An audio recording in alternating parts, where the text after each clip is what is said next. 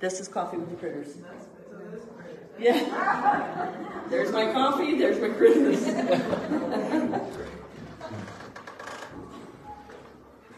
Come on in. Okay, this is fun and cozy. So, come on in. Good morning, everybody. Welcome to another episode of Coffee with the Critters, where I live stream every Sunday morning from the Animal Behavior Center's Facebook page and YouTube channel. We usually do this at 9:30 a.m. every Sunday morning, and that is Eastern, but we are sitting in Houston, Texas. And I will live stream at different times depending on travel or particular guests that are coming on. So today it is a little after 9 a.m. Central. We are sitting in Houston, Texas at the 25th anniversary of NPR PF's festival, Parrot Festival, which is now called, as of last night, the National Parrot Festival. So I want to say happy anniversary and thank you for everybody that is attending. Come on in.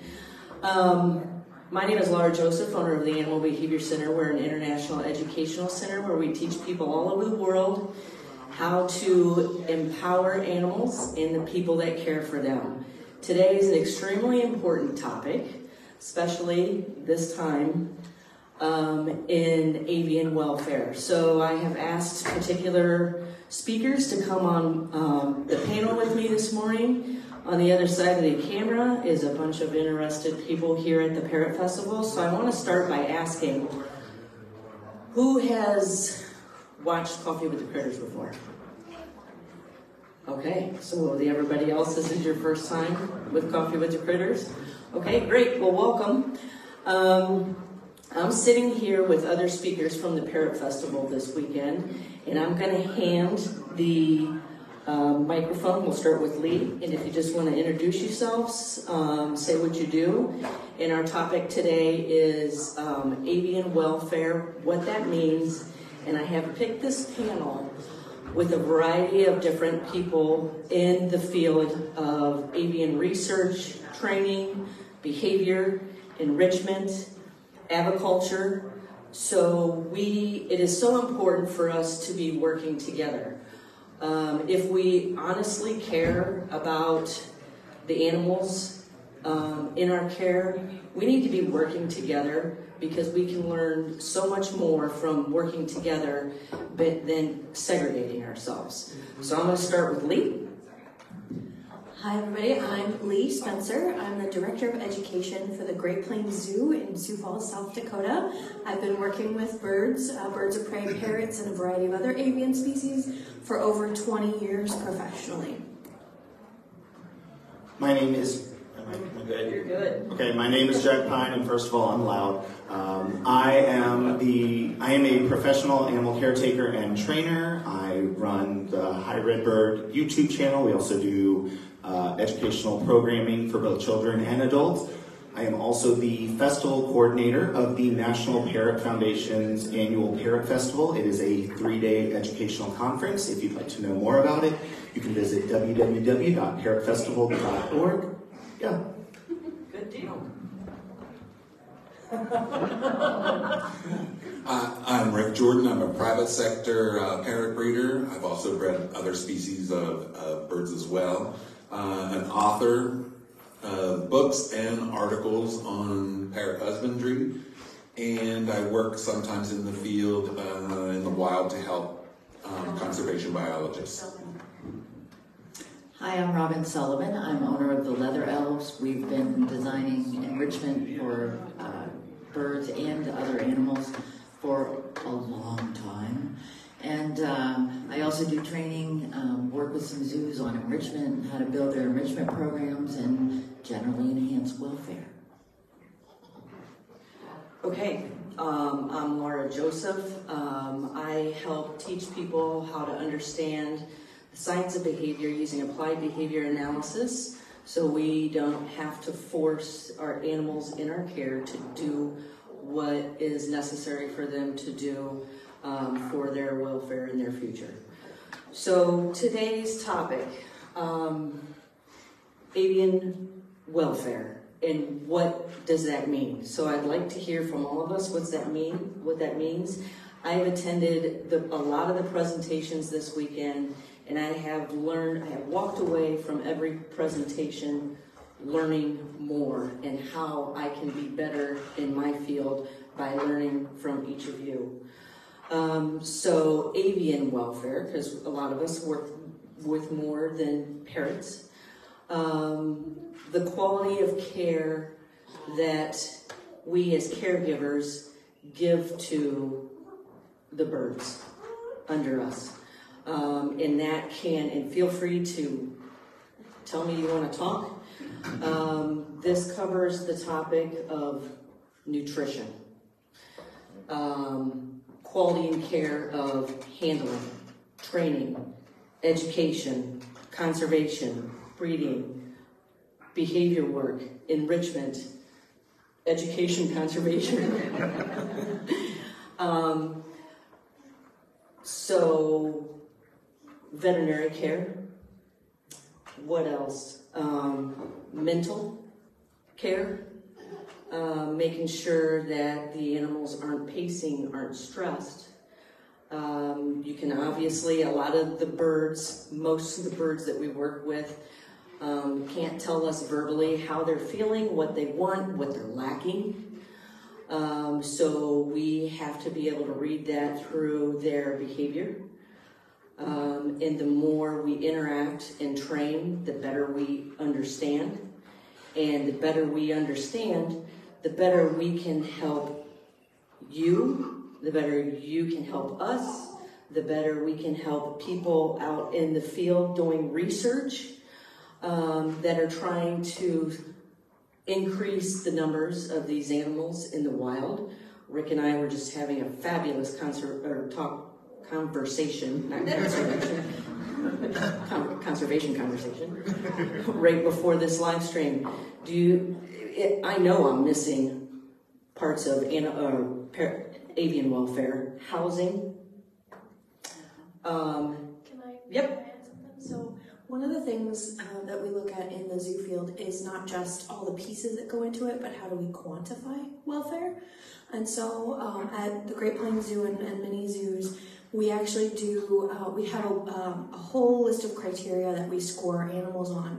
And they either get a 1 because it's good, a 0 because it's or a -1. And if we get lots of 0s or -1s, we look at making changes to get them to a 1. So it's everything from how they use their space to are they eating, are they behaving socially in a way that's naturally a natural behavior, are they interacting with enrichment, are they able to move around, all of those pieces. And we actually do that assessment at least twice a year. We also assess anytime we make major changes.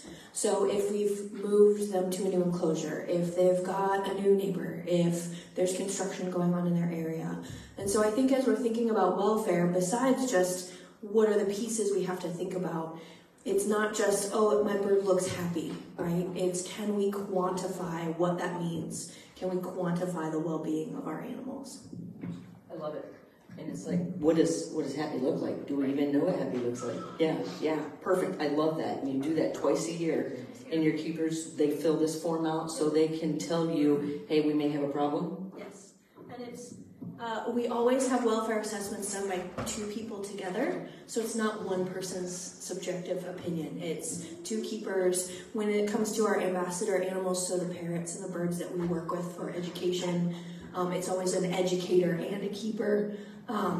So it's people that work with them differently. We are actually working on the piece that we're missing right now that we're working on is how do we quantify welfare when we're traveling for outreach, when we're doing programs. We can quantify it when they're in their enclosure because we have this whole list of criteria, but how do we then say, okay, this animal likes doing programs or this animal is okay doing programs or maybe this animal shouldn't be doing programs because it's affecting their welfare. Yes.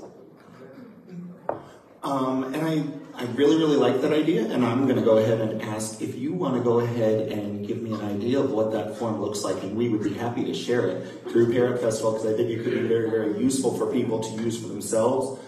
I think something that's really important to focus on here is that there are multiple paths to get to an ideal care routine for your animal, and it's going to depend on your individual animal. So the idea of assessing based on your animal any changes you make. For example, one of the most common questions I get is, what is the appropriate size cage for my animal? And the answer is, it depends. Because if I have an animal that's in great health, is flying around, I want to try to give it as much space as I can so they can get that movement, that exercise. But if I have, a feather-plucked geriatric Amazon with a broken wing, he isn't going to be flying around, and in fact might actually be stressed out by having so much open space that he can't get to. So I think paying attention to the different factors that go into your bird's life is really important. So again, I am going to stay on top of you so that we can get something together so that everyone else will be able to assess that for their birds as well. I'll pass this on to Robin, but can I say something real quick based on what he said? The size of the enclosure is based on the individual. I bought a 10,000 square foot building for my animals to fly. It is getting ready to sell. I bought that 11 years ago because all the birds were on my head versus flying the 10,000 square foot. That is the individual telling me what they prefer. So I was like, this is all wasted space. I can use this space better for them. And that's kind of where I was going as well, that you can check the boxes, and I think, Lee, it's fantastic that you're doing that. But how does it really work in your world? You can say, yep, I've got this 5x7 cage. Yes, I've got this blah, blah, blah. But is it really working? Because that's crucial to what we all do, that they're all individuals. And, I used to cringe when people would say, do you have a toy for an African gray? And I turn around and just look at, the rack, because you choose. I don't know your African gray. I don't know how that works. And the other thing I wanted to say when you were talking about what we all do and trying to, figure out the things that need to be addressed, you kept looking at all of us more than one time, because we all do more than one thing. We all, you can say, I do behavior, I do this, but when you really get down to it, we all do all of it. Exactly. To make it all work. And that's how you get welfare to happen. And I think, too, welfare is different in different settings. Unfortunately, it should be the same all the way across, but it's not necessarily. And that becomes subjective, and that's why forms like Lee's are something that if you can do that in your homes, it would be so beneficial for your animals. You can say whatever you want. Well, You know me. There goes the show. I used to have a big problem when people would approach me and say, you're a breeder, you know nothing about humane treatment of birds, and it's so inhumane to cage these birds and make them breed for you, and you're turning them into a factory of fundraising. And it took me years to think that situation out, and observing birds in the wild, trying to understand or trying to see what they do and what makes them happy in the wild. And I've come to the conclusion with humans as well. One of the number one things that makes us happy is having a mate and being able to reproduce. It is an essential part of life, and it is part of enrichment. You can enrich a parrot's life that doesn't want to be, say it doesn't want to be a pet, and you know darn well it doesn't want to be your pet. You can enrich that parrot's life so much by providing or talking to a breeder and providing it with a mate and allowing it to perform the natural behaviors that are innate, and they're innate in all of us. And that needs to be considered when you're doing the humanity equations as well. yep. So years ago, I was consulting at the Rotterdam Zoo, and this is exactly what Rick was saying. So I got up in front of the zookeepers and I started, doing my presentation, and they were kind of looking at me like I was crazy. And I'm like, oh, what's going on? And they kind of, oh yeah. And maybe they don't understand. No, they all spoke English perfectly, so that wasn't it. And what it came down to was, at the break, I started talking with them, and they said, the animals are breeding. They're happy. And I kind of went, oh, okay, so I just got to pack my stuff up and go home. But to a point, they were exhibiting natural behaviors. They were doing what animals do. And I was having a conversation with Melanie last night from Hari, And she said to me, I let my bird be a bird. And I think if we can quantify what being a bird looks like, then we'll succeed with that welfare piece. So many things are running through my head. Studies show that socialization is one of the most complex forms of enrichment. Is that socialization with the same species, a bird in the enclosure next to it, the primary handler, all the people in the home, whatever the setting is. I've seen birds that have come into the center that I've analyzed situations. I'm like, this bird does not want to be touched. This bird wants to be with other birds. Let's find out where that place is. When they come to me doesn't mean they need to stay with me. When they come to me, I evaluate to the best of my ability. I'll pull in other professionals and say, am I seeing this accurately? Okay, the bird cannot. It's not going to stay here, because why would I want it to? If my interest is the best interest of the birds. We were also talking about, I thought Rick was important, as equal as everybody else here. They need to hear from all different aspects of avian welfare, because your talk the other night was really eye-opening to me.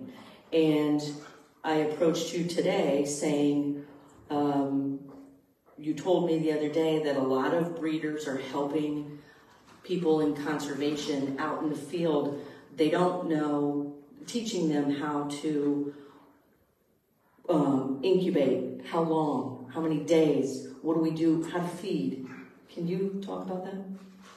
This is no surprise. I told you I was going to ask you. Probably not as well as we did earlier, because there was no stress. I'm all alone in this cage, so let me try this.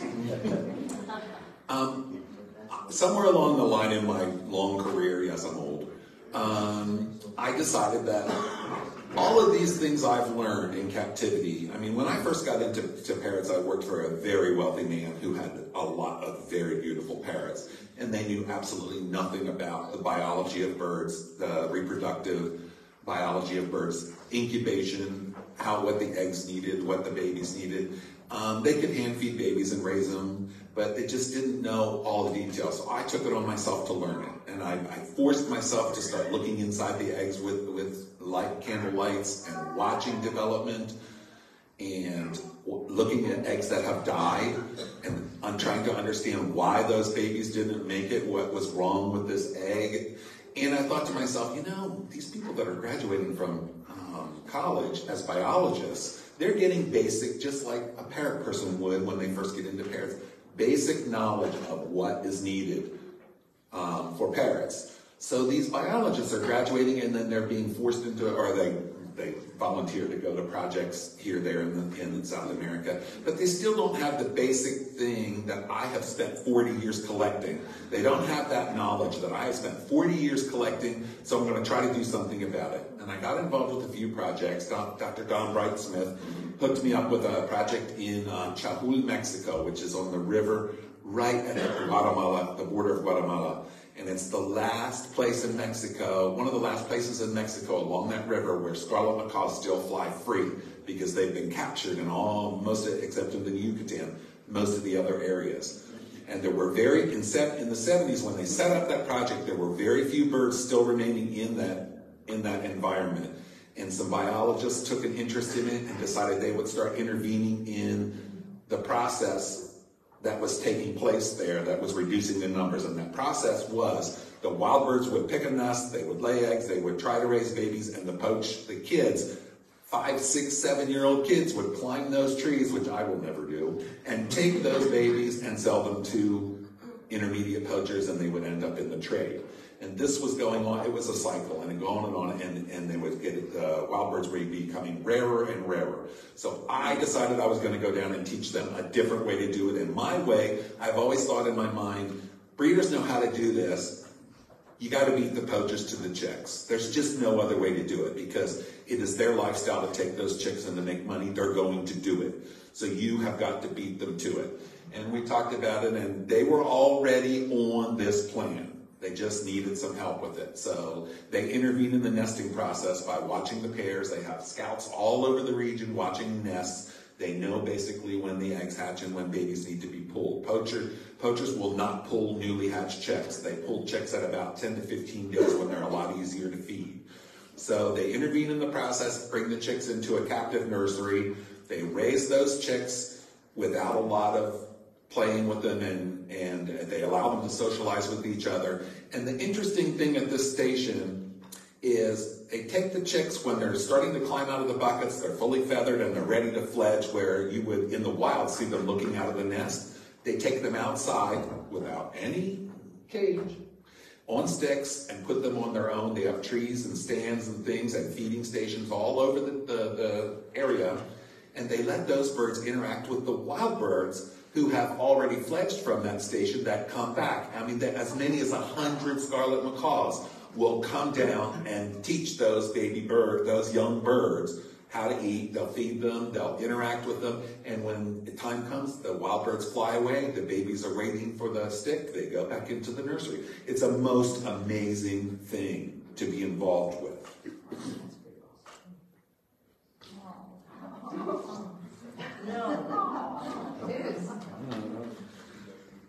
That's passion.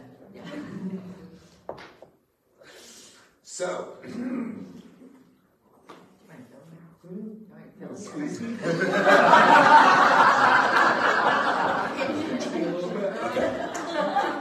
I am so happy that I had the opportunity to be involved with this program and with several others. And my partner Mark did the same type of thing in Peru. And so many people that I know, if we have the money to do it, we do it.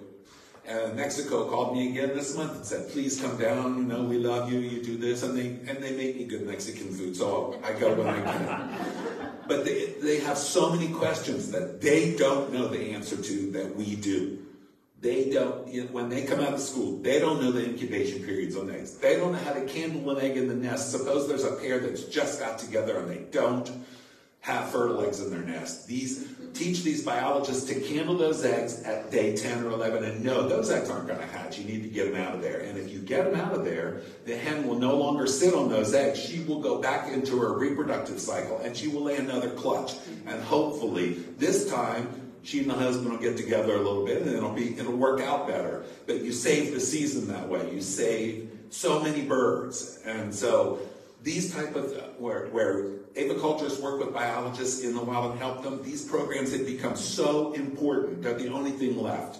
A lot of the forests are gone. Even in the area where I go, I can see it approaching.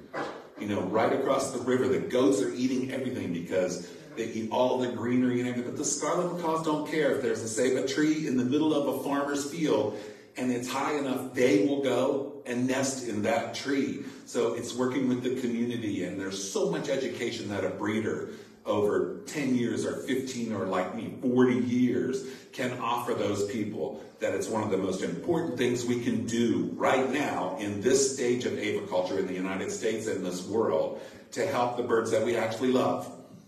Absolutely.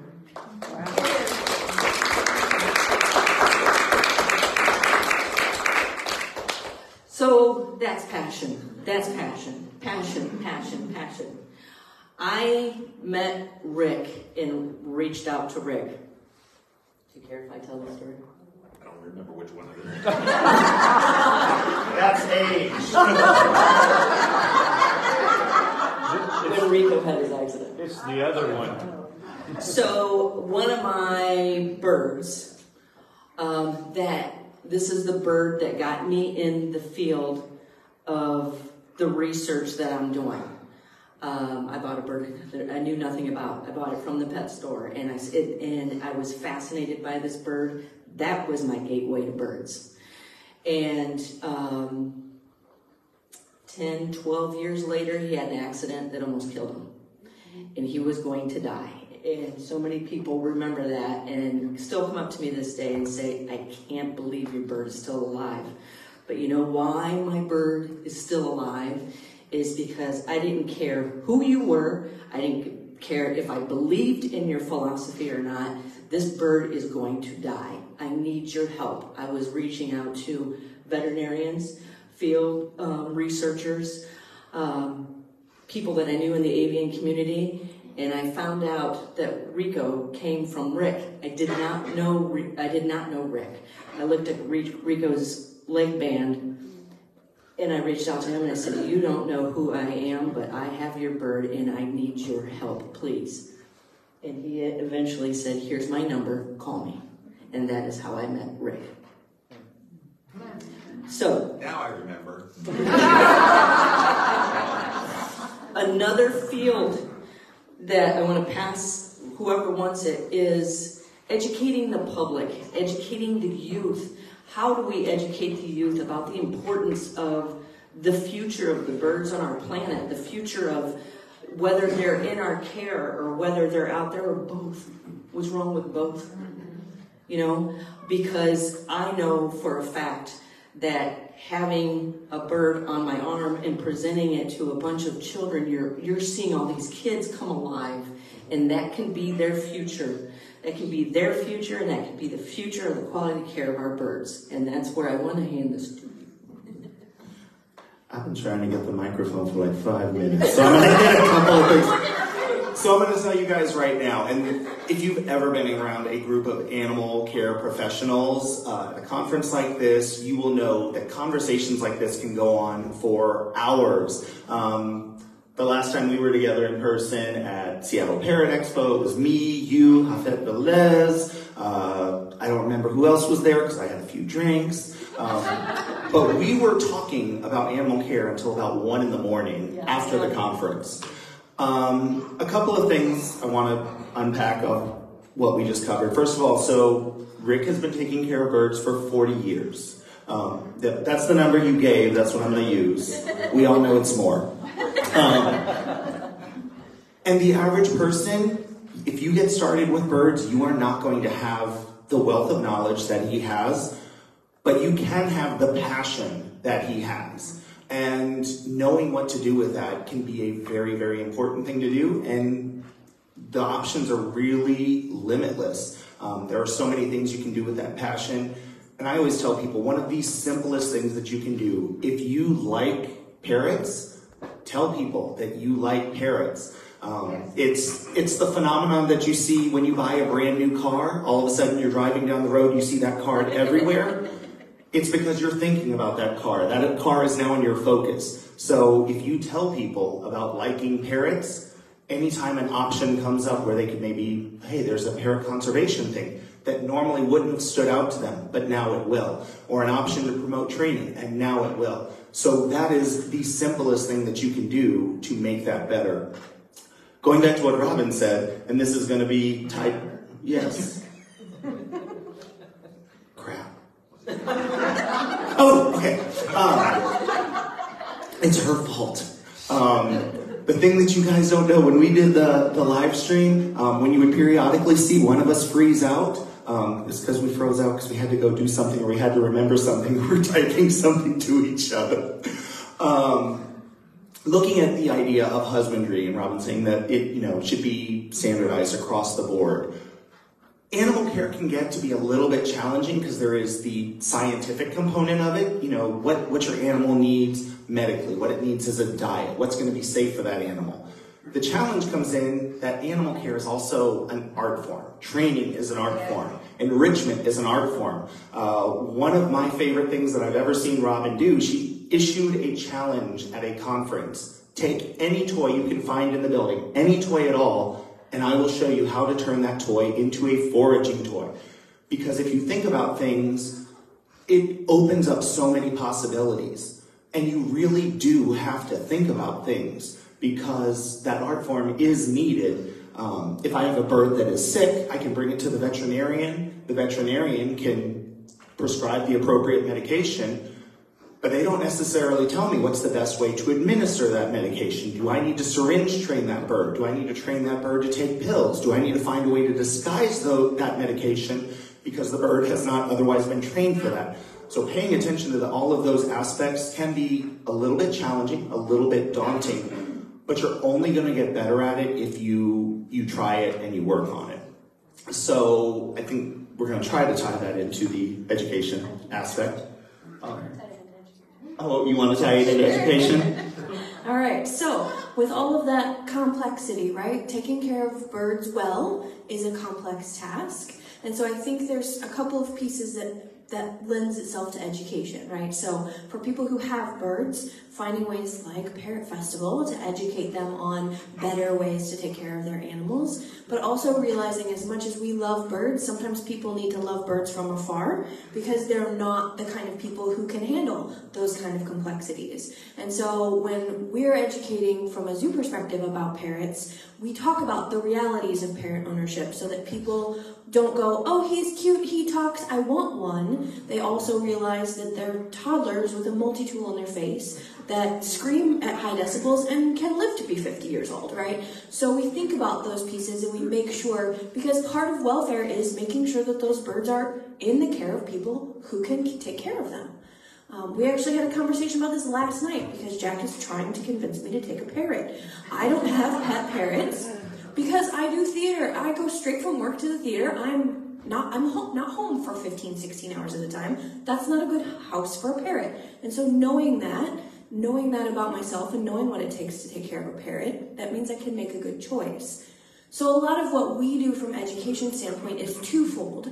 Whenever we present a bird, be it a parrot or a raptor, as an ambassador animal, we are using those animals as ambassadors for their species. The primary goal is to talk about their natural history, to inspire conservation, to get people to go, I like this bird, so that means I should protect all the birds like it, right? And not just I like Oscar the blue-fronted Amazon, but I like parrots, so I want to make sure that I'm helping conserve their environment, I'm helping contribute to conservation efforts. But we also use that as an opportunity to educate about that individual bird and taking care of it in your house. Which is interesting because with birds of prey, because we do have as many raptors as we do parrots in our program, with birds of prey, it's easy because you can go, no, you can't have it.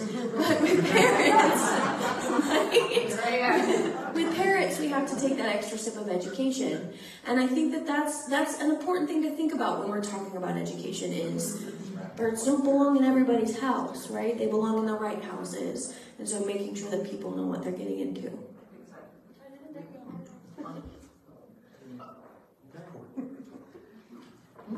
Just on the education piece, I think we've gone through phases in that too. So it used to be, this is Chuchi Buchi the parrot, and he's the best ever. And then we went to, we're not going to name those parrots because we don't want you to get attached. There's a happy balance somewhere, and I think that lends itself to welfare. You know, make that connection. I used to work with the Nature Conservancy with SaveNature.org, and I used to do Bowl the Planet with Cub Scouts. And they'd go bowling and stuff, and they'd raise money. And they came to me and they said, can we go to that acre of rainforest that we bought? I would love to, but no, we can't. But it's grabbing them when they're little. That came out wrong. But Debbie Goodrich is in the room, and Debbie does this wonderfully. She gets them when they're young, and she talks to them about parrots and the enthusiasm. And that's part of all of you providing welfare. Getting out there and getting people as passionate and as excited as you are, but being realistic. Yes. You know, again, Chuchi Buchi is so good. I want to be my house. No.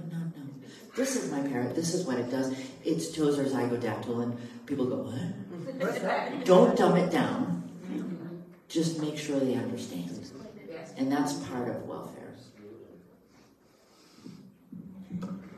And I think it's really important for people to understand our understanding of presentation with our animals, education, conservation, general care is constantly evolving. And I think the rate at which it's evolving can be a little bit alarming to people. I was talking to Laura just the other day. The realization that just 100 years ago, the standard practice to feed a large snake was to use a sausage stuffer.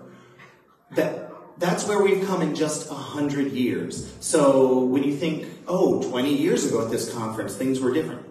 Yeah, they were.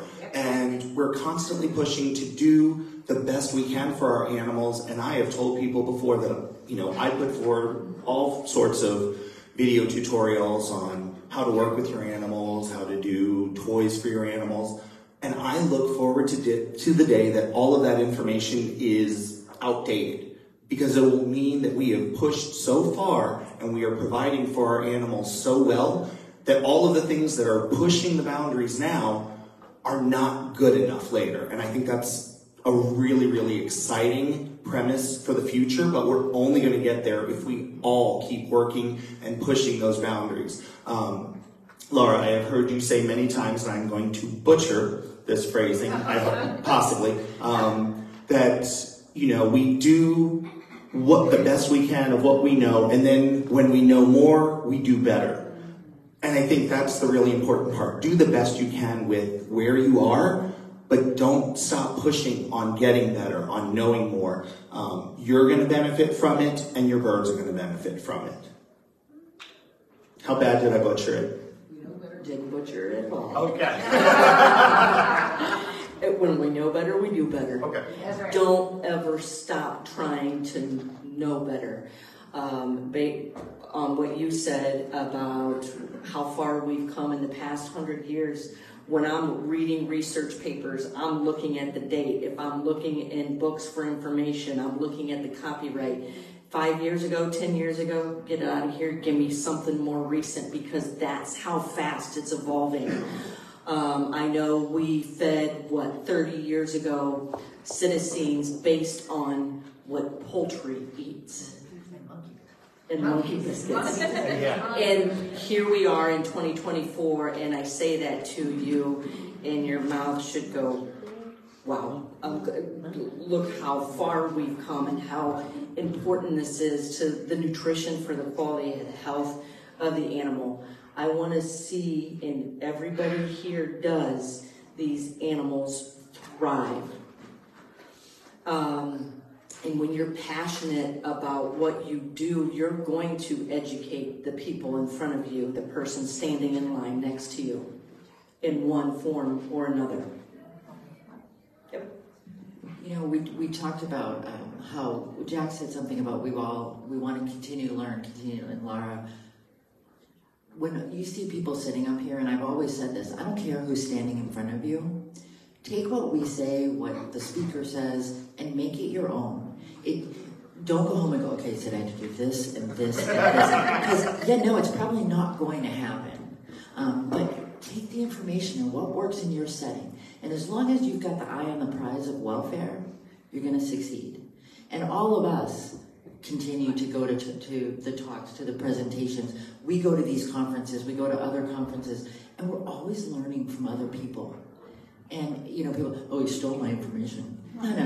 He made it his own, and he made it work. And I think that's something important, and it's that constant learning that will lead us to true welfare. I love that. We've got about 5 minutes left. I think Robin's got to go give a presentation. I have to jump in the phone booth. Can't just spin in Wonder Woman? That's a different costume. Before I ask if anybody has any questions, I want to thank you guys for being up here with me. It's an honor to be sitting next to these amazing minds. It's an honor to have all of you, and I'm sorry that you have to stand in the back, but I take that as a compliment that you have stayed there this whole time, because you're learning from what I'm learning from you, you're learning from us. Are there any questions? That's fabulous.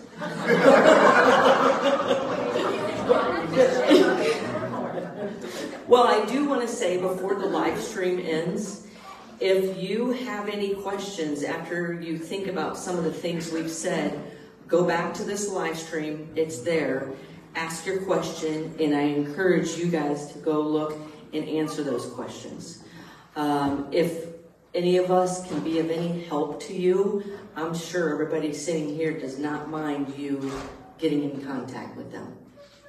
So thank you. Yes, Megan. So with me in dealing with, when I've sold animals, it's like I'll tell them what the more proper environment for an animal, because, in pet stores it's not always good pickings. But what do you do when you say people, or when people say, oh, well, I'm not going to pay that much for a cage? Or, you know what I mean? Or for all the money that really, because I know the money that goes into it. So it's like, but these people are like, oh, there's no way I'm doing that. If somebody came to me and said, I'm not putting that much money into a cage, I'm always like, you're not getting the animal then. I would say that you're not going to be able to afford the veterinary care for the next 80 years. That's what I feel. Veterinary, yeah. So Dr. Hoppus, one of our vets, gave a presentation yesterday, and she said no one would buy a horse and leave it in the stall all the time. You'd say, I don't have room for a horse. And we really need to get to where we're thinking about that for parrots as well. If you don't have room for a large cage, if you can't afford a large cage, then you don't have room for a large parrot. That's what I told them. I wonder if there's more I can tell them. Adrian. More of a comment than a question. I'd like to thank you guys for all your insights and comments and presentations. I've had birds since 1982. Oh, microphone. I've had parrots since 1982. And I go to as many conferences, educational programs, do stuff online as I can. And I learn something new every single time. Even presentations that I've seen 3 or 4 times, there's always something new. So keep on learning, keep on moving forward. And come to Parrot Festival. Okay, I want to thank you all and thank NPR for having us all here. I just wanted to respond to what Adrian said, that when you think we're sitting up here and we got all the answers and we can tell you this, you guys have the answers. When I talk to people in the booth, I learn stuff all the time. And so share amongst yourselves too. Because don't ever think, oh, everybody must do that. Maybe it's something really cool that you're doing with your birds that's great for them that nobody else has thought of. So share your stuff, network. That it's really important. So that's what's important about events like this. In person, I would so much rather do this than a Zoom session. Because something we talked about, the evolution of communication and socialization since the pandemic, what we have seen is loss of this interpersonal socialization, which I just said, studies show that the most complex form of enrichment is socialization. That is what you are getting right here. And it doesn't, nothing compares to this. A computer screen doesn't. Sorry. I'm off my I just said one quick. What's that? I said one quick thing. Sure. Just everybody realize you're not alone. Please stop thinking you are, because you are not. We're all here, and you're not alone. Reach out, please. We're here for you.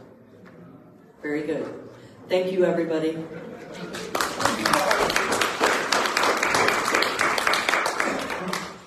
Thank you guys for the time. Yes, this was nice. This was good. Hey, Laura, we're still feeding monkey biscuits. Oh, I didn't feed them. We're still feeding monkey biscuits, too. I